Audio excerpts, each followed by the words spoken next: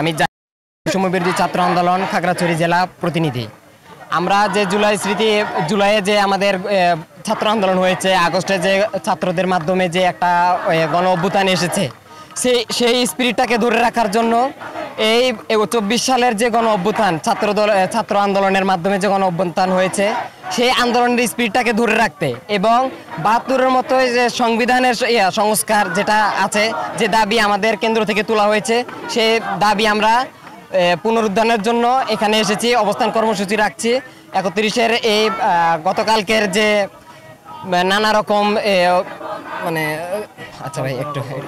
নানা রকম যে জল্পনা কল্পনা ছিল, সব শেষে আমাদের শেষ পর্যন্ত পরিকল্পনা হয়েছে যে আমরা ঢাকা আসব। গতকাল প্রায় আমরা 3 ঘন্টা দাঁড়িয়ে অপেক্ষা করার পর রাত 1টায় আমরা খাগড়াছড়ি থেকে রওনা হই ঢাকার উদ্দেশ্যে।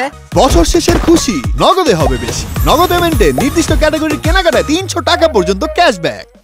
আজকে সকাল ভোরে আমরা এখানে এসে পৌঁছাই এবং এখানে যে শহীদ মিনার আছে, ঢাকা কেন্দ্রীয় শহীদ মিনার, এখানে এসে আমরা খাগড়াছড়ি জেলা বৈষম্যবিরোধী ছাত্র আন্দোলন অবস্থান নিয়েছি। ধন্যবাদ।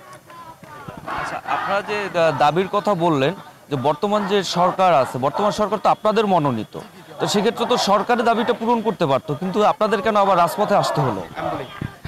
জি, আপনারা জানেন, এই ক্ষেত্রে আপনারা জানেন আমরা শিক্ষার্থীরা আজকে যে এখানে উপস্থিত হয়েছে তার একটি মাত্র কারণ যে আমাদের উপস্থিতি, আমরা যে এখনো রাজপথে আছি সেটা জানান দেওয়ার জন্য। আমরা দেখেছি গতকাল নানা দিক দিয়ে বিভিন্নভাবে যে একটা ষড়যন্ত্র চলছিল যে ছাত্রদের জমায়েত হওয়া তাকে বানচাল করার জন্য, তা কিন্তু তারা পারে নাই। ছাত্ররা কিন্তু রাজপথে আগেও ছিল এবং ভবিষ্যতেও থাকবে, এখনও আছে ইনশাল্লাহ।